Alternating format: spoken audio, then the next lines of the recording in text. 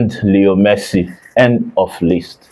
Croatia yesterday outthought, outmaneuvered, but just fell short of reaching the round of 16, even though they dominated that match against Portugal. Admittedly, it was a drab performance, insipid and lackluster from the Portuguese, what we have come to expect since the start of the 2026 FIFA World Cup. My name is Ohis Eboreme, and this is Sports Grandeur on OJ 106.3 FM Benin. Continuing with Ivan Perisic, he also became Croatia's highest goal scorer of all time in World Cup tournaments, overtaking the great Davosuka, who won the Golden Boot in 1998 for the Croats. We remember the likes of Zvonimir Boban in that tournament as well. Boban, one of the elite playmakers of the 90s and 2000s in club football, played his trade at AC Milan. So Davosuka, former Arsenal, former Real Madrid striker, no longer has a record he can be proud of in terms of donning the shirt of Croatia, because he has been overtaken by Ivan Perisic, who now has 7 World Cup goals in 4 World Cup tournaments. A man who can be relied upon at any point in time. He has proved that at club level and in international tournaments. Luka Modric and Cristiano Ronaldo became the first pair of players to have 200 caps for their national teams and meet in a World Cup match. And they were also the first pair of players to be 40 and above compete in a match in World Cup tournament. All right. Cristiano Ronaldo also became the oldest knockout player to score. The oldest player to score in a knockout match and the oldest player to feature in a knockout match in FIFA World Cup history. So he's now called Oldie Knockout FIFA Man. Anyways, anything you want to call him, he scored his 976th goal in his career yesterday. His 976th career goal yesterday, and his 11th World Cup goal, of course, for them. So 976 career goals, 11 World Cup goals, first knockout goal in World Cup history for Cristiano Ronaldo. Anytime you say, these guys can't do it, they go on to exceed expectations and also being your criticism. All right, criticism is good if it is constructive. A lot of people have criticized him. He has deserved some have been unfair. Of course, you have to cut a player who has scored 976 career goals some slack. All right, so continuing with the World Cup, Portugal and Croatia, well, they slugged it out yesterday, but Croatia had the upper hand. They had disallowed goals. In fact, they were unlucky. They were unlucky yesterday. If we are going to be sincere to ourselves, they were quite unlucky yesterday, and Portugal scaled through in that encounter. Fortunately for Portugal under Roberto Martinez, Goncalo Ramos has scored all his World Cup goals in knockout stages, joining the likes of Zinedine Zidane and Andres Bremer, of course, of Germany. We remember the great Andres Bremer of Germany. All right, so good stuff for Portugal, and congratulations to them. Going forward, Switzerland got one over Algeria yesterday as well. Switzerland Algeria was a match that a lot of people expected Algeria to pose a stiff resistance, but unfortunately for them, the Swiss were ready. The first time they have won 3 consecutive games in World Cup tournament history. All right, so they were propelled by the 20-year-old Johan Manzambi, who has got 3 goals and provided 2 assists. Brillembolo has also done very, very well in this tournament. The likes of Dan Ndoye, Manuel Akanji in defense, doing very well as well for Switzerland. Granit Xhaka, so Gregor Kobel of Borussia Dortmund is keeping the goal post We used to have Ian Sommer there, one of the most efficient goalkeepers as well, astute and very reliable. But yeah, that's exactly what happened between Switzerland and Algeria. Well, today we'll be having the conclusion of round of 32 games: Australia versus Egypt, Argentina versus Cabo Verde, the Blue Sharks. Argentina versus Cabo Verde. Of course, the Blue Sharks will be playing against Albi Celeste, complete with Lionel Messi, 19 World Cup goals, 8 Ballon d'Or awards, and numerous other personal and team awards and trophies. One of the greatest players of all time. Many people's choice of the greatest player of all time, but one of the greatest players of all time, because some people say Messi, some say Cristiano Ronaldo, others say Johan Cruyff, others say Pele. So it is not a unanimous decision. Some say Diego Maradona, some say Garrincha, some say Alfredo Di Stefano, some say Eusebio, some say George Best. So, in fact, if you ask a Nigerian, he might even say JJ Okocha. So, JJ Okocha, well, so it's a matter of opinion. So, nobody has really come out. I don't think there's anybody we can even listen to, because your opinion counts in matters of this nature. All right. Let us not forget that the Albi Roja, the La Roja, played against these guys yesterday and trashed them 3-0. It was expected that David Alaba and Austria were going to do something, maybe play for pride after they conceded the first 2 goals. But Marco Cucurella was quite brilliant yesterday. 2 assists, even though inexplicably Lamine Yamal was named man of the match, just as well as Cristiano was named man of the match in the Portugal-Croatia match. He wasn't even top 5 in that game. The only time he was on the pitch, or the only times he was seen on the pitch, well, the first one was that offside goal, well taken. Of course, nobody can doubt the qualities of one of the greatest players of all time. Then the second time was that equalizing penalty, never in doubt. Of course, he's dispatched many with ruthless accuracy and efficiency. So Cristiano Ronaldo's ruthlessness cannot be argued. It's unarguable.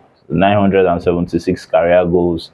His 976th was scored against Croatia this morning, because that match actually kick-started at midnight Nigerian time. So Cristiano Ronaldo will be looking to perform a lot better alongside his Portuguese teammates when they face the La Furia Roja of, well, Spain. Mikel Oyarzabal joined David Villa and Fernando Morientes as the Spanish strikers who have scored braces in 2 different matches in World Cup tournaments. The difference is that Oyarzabal has done it in 1 tournament, this 2026 World Cup. He has done it in 2 separate matches in 1 tournament. Fernando Morientes did it in 98 and 2002. David Villa did it in 2006 and 2010. Continuing with the World Cup, only 6 players have scored 5 goals in 2 different World Cup tournaments. The first is Teofilo Cubillas, the greatest Peruvian player of all time, nicknamed El Nene, the Kid, scored 5 times in the 1970 World Cup and 5 times in the 1978 World Cup. Between that, he also took Peru to Copa America glory in 1975.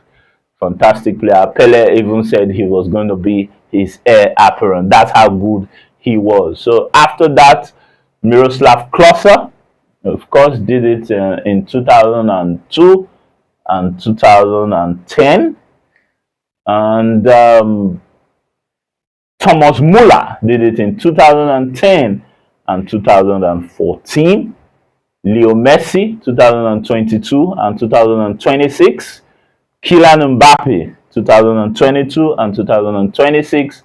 And lastly, Harry Kane, 2018 and 2026. So Teofil Cubillas, the Peruvian legend, did it in 1970 and 1978.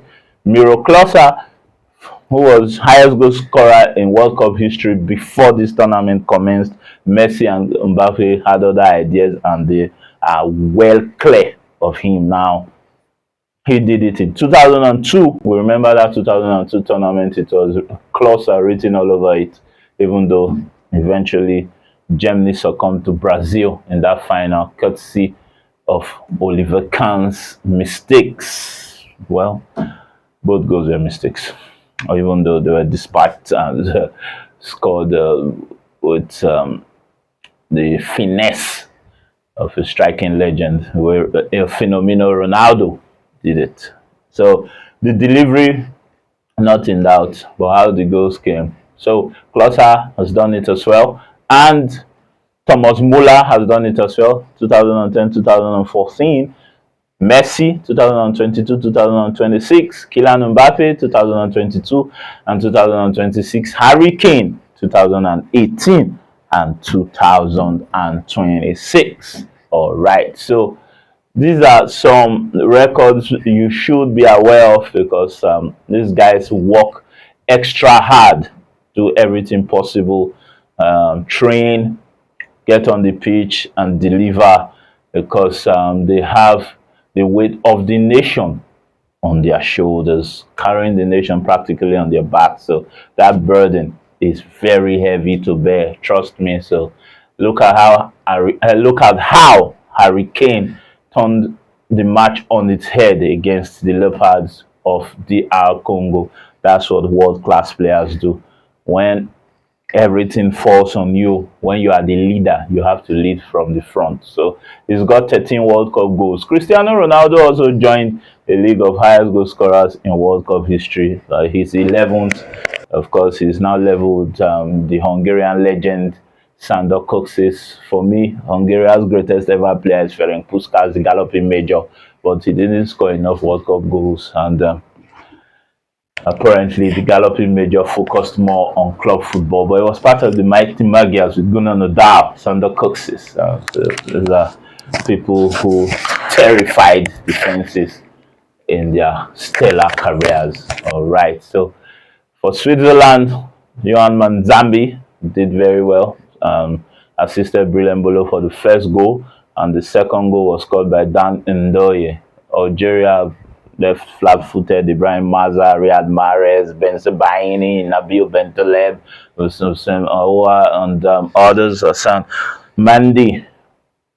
Let's not forget Ryan Aït-Nouri. These guys, Guiri couldn't start the match. He was on the bench. The Olympique Marseille attacker didn't start the match. He was on the bench. So the round of 16 is going to draw the curtain today, tomorrow, Nigerian time. Like I said before, Australia will be playing against Egypt. So far, so good. Only one African team. Sad, because 9 African teams qualified for the round of 32, but they are just dropping. Let's see what Egypt and Cabo Verde can do. Which of them can join Morocco in the round of 16? Morocco have one foot in the quarterfinal, in my opinion. Let's forget the fact that they are playing against one of the hosts of the FIFA World Cup. Canada will not be able to eliminate Morocco. Football is not played on paper, but I think, and I have been mostly correct with my World Cup predictions. Maybe not the score lines of matches, but who is going to play, who's going to eliminate who.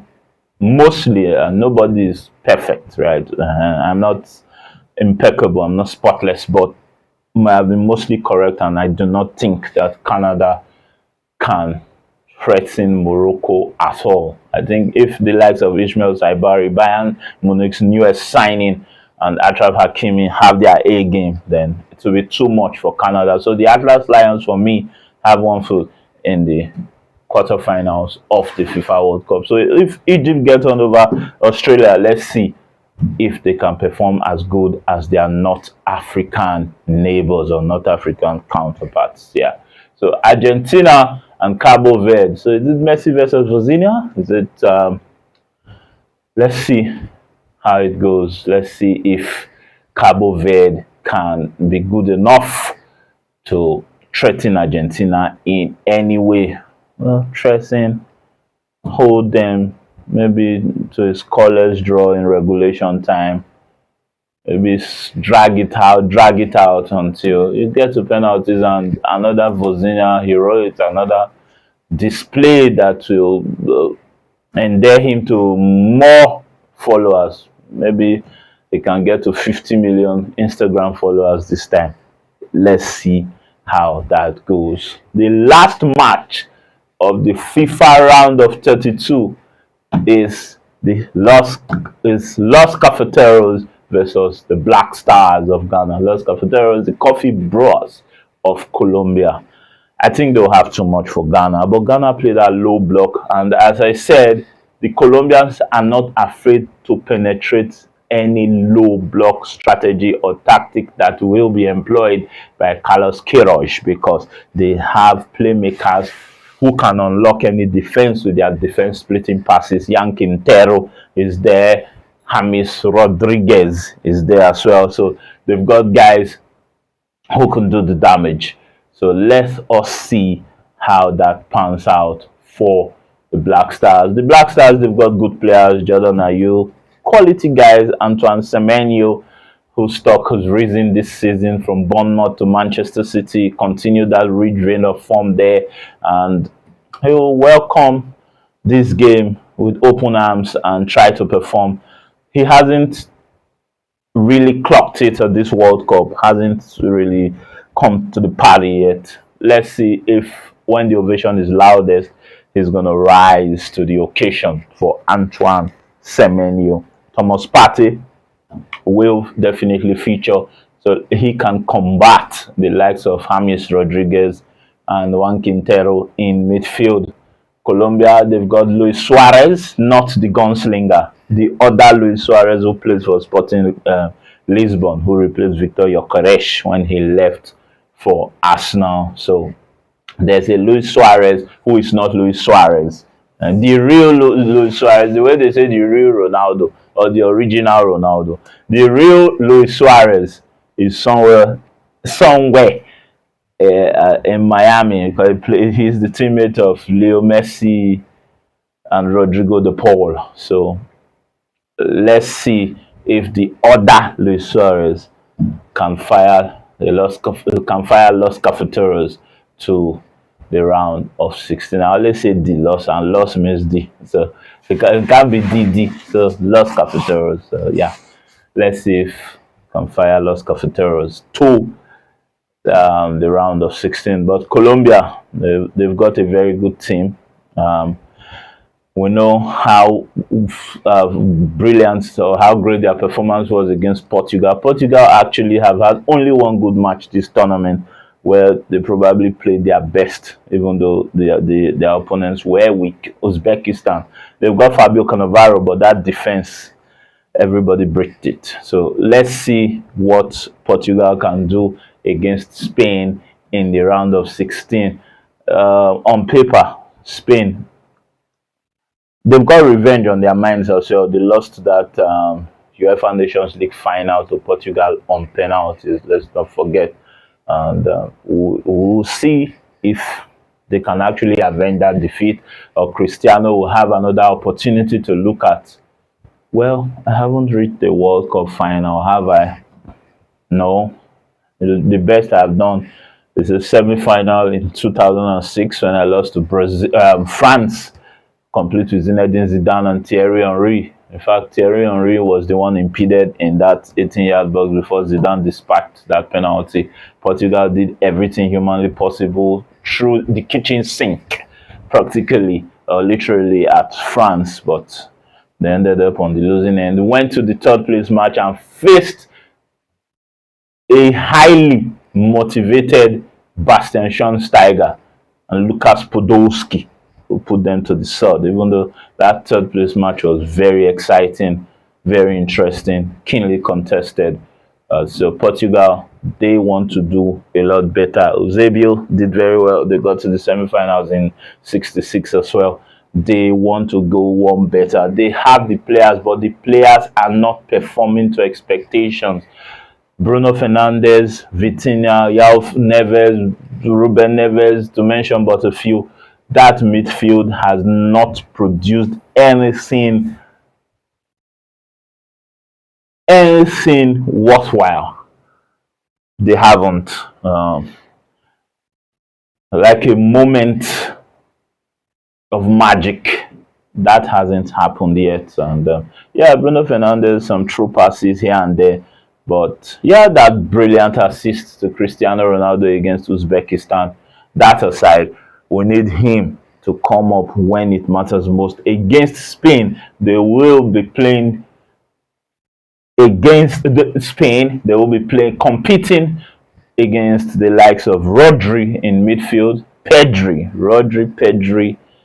Gavi. They've got Dani Olmo. So that midfield, it's a different kettle of fish playing. I'll be playing La Roja. So let's see what they're gonna do against Spain in the round of 16. They have been riding their luck. Actually, they've been riding their luck. Luck runs out. Luck runs out. So if you do not do better than, if they don't play much better than what they could muster against the Croats, then I do not see any way they can eliminate Spain. Because Spain, Mikel Oyarzabal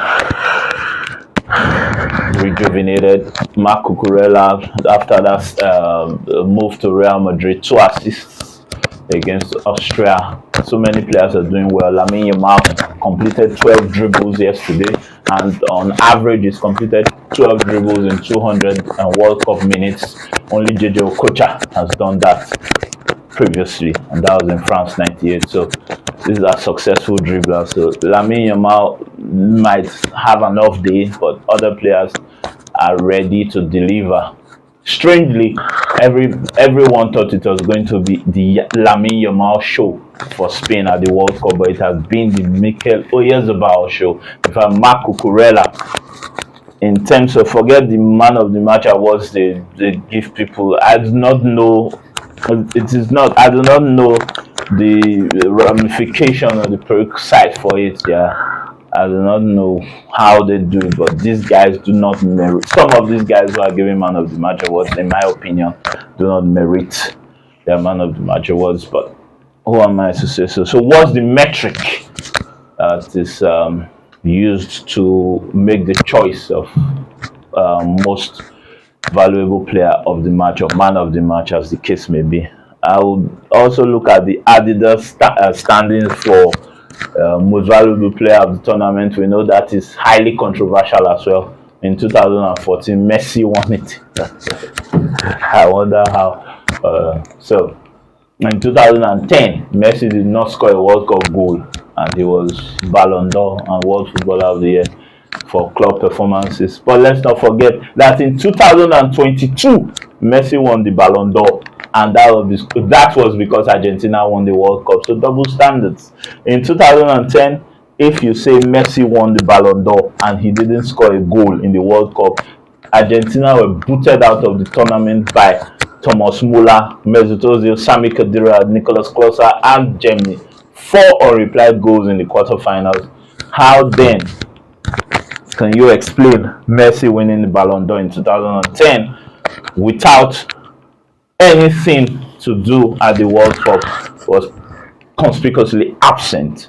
But in 2022, he used that same World Cup based on his performances and the eventual victory to win the Ballon d'Or. So these are the double standards a lot of people have tried to point out when players are awarded this and that. Some of them are merited, some are not. I can go back to when Thierry Henry couldn't win the Ballon d'Or, right? The likes of Pavel Nedved won the Ballon d'Or respectfully.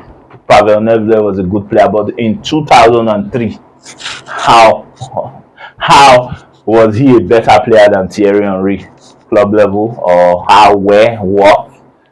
what was the basis there wasn't any comparison, right? So Thierry Henry actually lost that because of double standards. In 2004, the Eastern Wind, Andriy Shevchenko, won it ahead of Deco, who not only reached the Champions League final but won it, and of course, as well as all the trophies on offer in Portuguese football under a certain Jose Mourinho. So some of these individual awards, we question their credibility a lot, so many instances that if I continue, we will not leave here today. But yeah, we intend to leave here today. Wimbledon. Well, Venus and Serena Williams, I don't know who is keeping us in the dark, whether it is the tournament organizers or the Williams sisters or sports journalists all over the world. What is happening with Venus and Serena Williams' double pairing? What are they doing? When are they playing? Are they waiting for Serena to recover from that knee tweak? She tweaked her knee against Maya joint on June 30. Are they waiting for her to recover sufficiently? That can happen. The show must go on, right? Of course, there are great acts everywhere, but the show itself is more important than anyone on the show, right? So the show must go on irrespective of feelings, sentiments, emotions, and what have you. So at a point where we are having we are being kept in the dark, really, concerning the Venus and Serena situation in terms of doubles. So Igor Swiatek defeated former world number one Caroline Pliskova. It was a battle of former world number ones, and Igor Swiatek defeated her yesterday at Wimbledon. Today, Belinda Bencic will be playing against Anna Kalinskaya, and Grigor Dimitrov haven't won yesterday. Grigor Dimitrov haven't won yesterday. Will be facing Matteo Berrettini in the third round. Oldies, probably Grigor is 35 now. So let's see who wins. Grigor has done. It was called Baby Fed at some point, but let's see how it goes. All right. So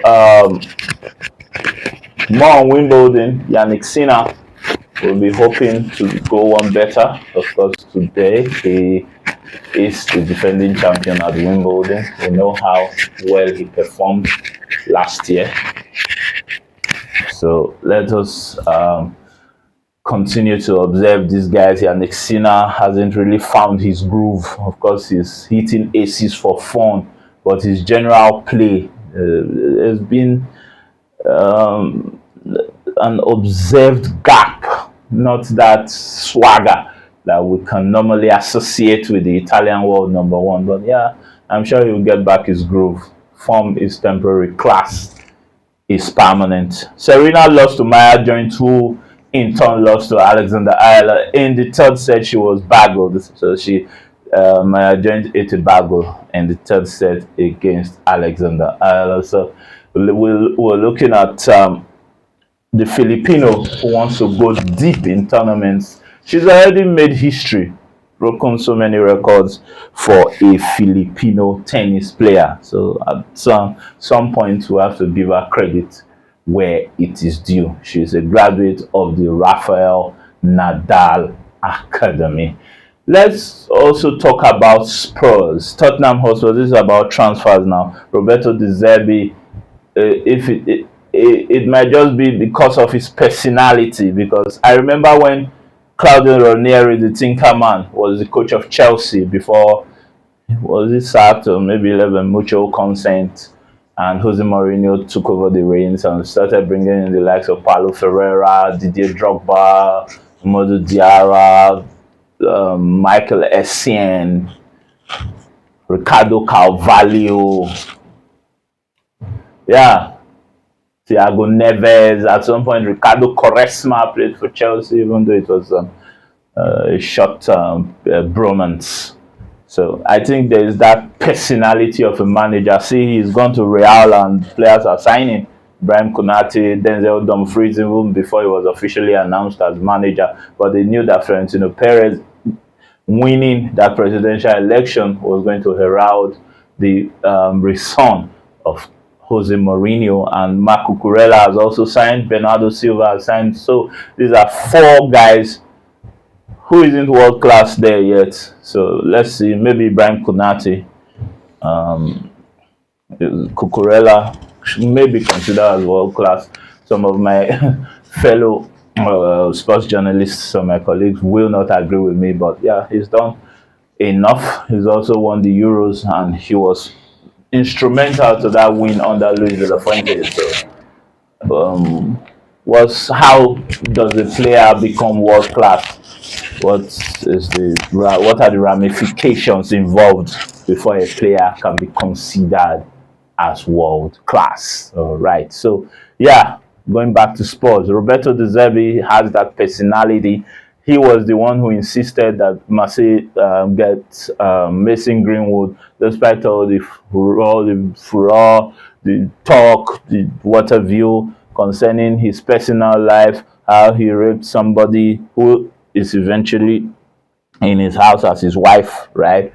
So some of us have been drinking Panadol for another man's headache, yeah, because people change. You've got to give people second chances. Mason Greenwood is hugely talented. Geniuses are flawed, but it's not about Mason, it's about Roberto De Zerbi. When he was at Marseille, he brought in highly coveted players, and now he's doing same at Tottenham. At Tottenham, he has succeeded in convincing, well, money did a lot of convincing. I think the Zerbi name was like 10% of the convincing pie.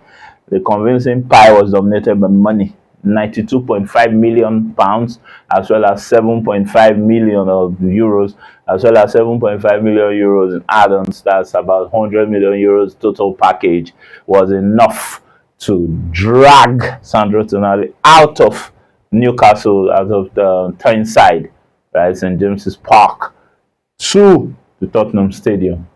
Yeah, for the Lily Whites, they've unveiled Matheus Fernandes, who wear the number 18 shirt. That's a beautiful and a wonderful addition to the Tottenham Hotspur midfield. Of course, that midfield was stacked before. They had good players, but let us see how that goes. If all things go well, and Tottenham will be looking to fight for Champions League places. First of all, I think that's the first step, right? You not just climb the ladder by flying to the top. You have to do it step by step. So Tottenham, they're coming from obscurity now and pursuing prosperity. So let us see if they can be prosperous in this new season. Sandro Tonali, Roberto De Zerbi, Van Herka, they are showing up their defense. They are improving their midfield. They are bolstering their ranks left, right, and center in all departments across the pitch. They haven't signed strikers yet. Who is their existing striker? Who are their existing strikers? Richarlison and Dominic Solanke, right? For now, that won't be enough, honestly, to take them to where they want to be, right? So we said before that Buzama Toure signed for Newcastle United. I'm sure he is a direct replacement for Anthony Gordon, and it was half of the amount that Barcelona coughed out for Anthony Gordon that Newcastle used to seal the signature of the former Hoffenheim man. Yan Diomande is still waiting for PSG to complete that signing, right? To finally agree with RB Leipzig, and I'm sure it's in a matter of days, because PSV don't like dragging things on like Manchester United, right? Manchester United can spend 2 years negotiating for a player, then somebody else, a club, will just come from nowhere and sweep, take the rug under their feet. So for PSG, it's serious clubs like PSG, Real Madrid, Manchester City. They don't waste time. 2, 3, 4, 5 days, 1 week max. Their player is theirs, and that's what Tottenham did with Matheus Fernandes. Manchester United, you cannot provide 85 million, right? No, we can't. All right, West Ham, take the money. Matheus Fernandes signs for Tottenham. The rest is history. So yeah, we're looking at serious clubs doing what they gotta do to get the players they need, right? Because to whom much is given, much is expected. All right, so that's for Spurs, Diomande, PSG, Hoffenheim, RB Leipzig, Newcastle. Let's go straight to Nottingham Forest, who have confirmed that Oliver Glasner, who recently left Crystal Palace and was eyeing the AC Milan job until AC Milan said, no, we want Ruben Amorim instead. He has taken over the reins at Nottingham Forest. Nottingham Forest, we might recall, were saved by Vitor Pereira and Evangelos Marinakis. We all know him. His eccentricity is undoubtable, right? And that is what happened. It's undoubted. And that's what happened. The Greek multimillionaire has also said that Elliot Anderson was good, was this, was that, effusive in praise of him, but that he wishes him well in his future endeavors and what have you. Elliot Anderson is a Manchester City player officially, just like Ismail Saibari is a Bayern Munich player officially. All clubs have come out to say this has happened, this guy has departed, the other club has said this guy has arrived. So negotiation successful, transfer wonderful, and the rest is rice and beans. Okay, so that's for Elliot Anderson at Manchester City. Manchester United is still pursuing Crescencio Somerville. All right, I said it yesterday on social network inside, I think that X, that there's no way, if Marcus Rashford intends to stay, that will still be pursuing Somerville.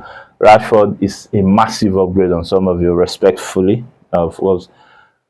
And if Rashford decides to leave and we'll get Somerville in, what use, what value does he add?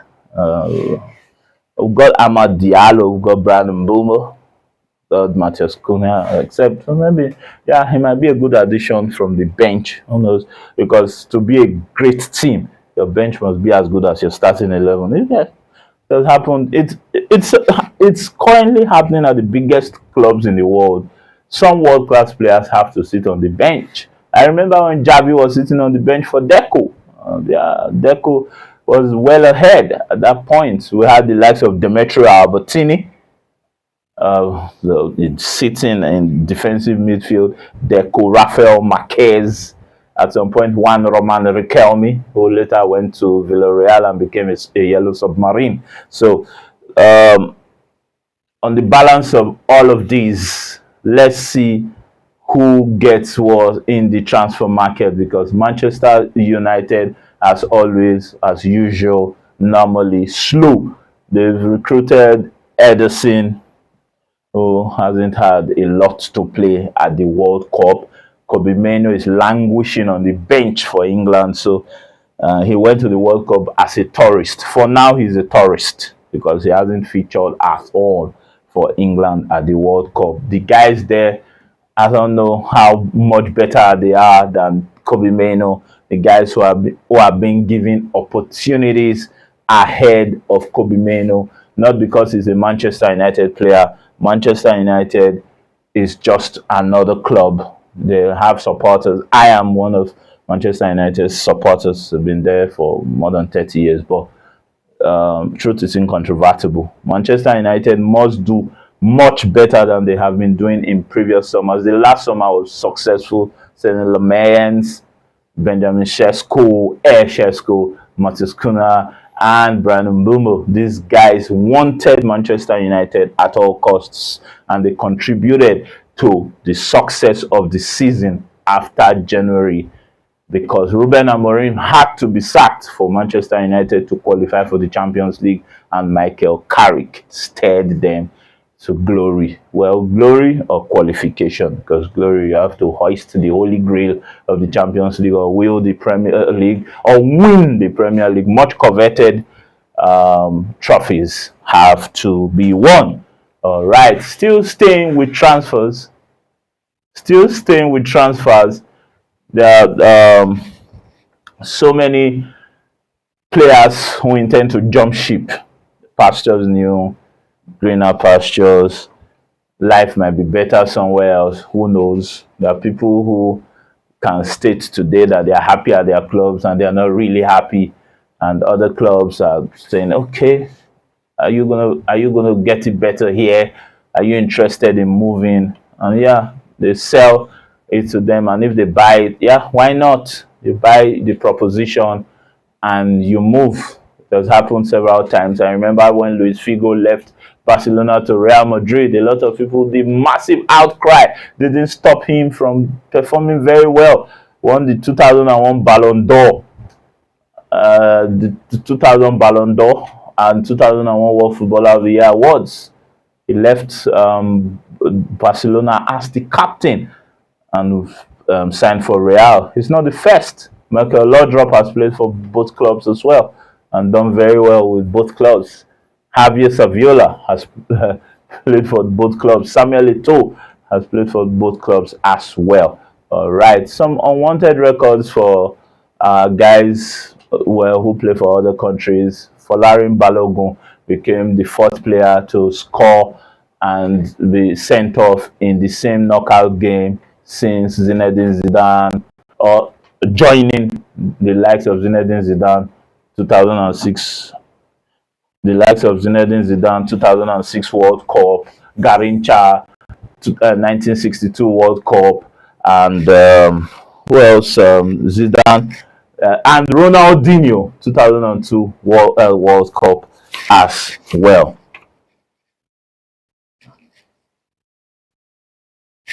All right, so we'll be rounding up soon, but before we round up, don't forget that the last three matches of the World Cup, a round of 32, will be played today and tomorrow morning Nigerian time. We've talked about Australia and the Pharaohs of Egypt. Albi Celeste versus another African hopeful, the Blue Sharks of Cape Verde, also called Cabo Verde, as well as the last match, Los Cafeteros, the Coffee Bros versus the Black Stars of Ghana. It is Ohis Eboreme on OJ 106.3 FM Benin. Sports Grandeur. See you soon. Cheers.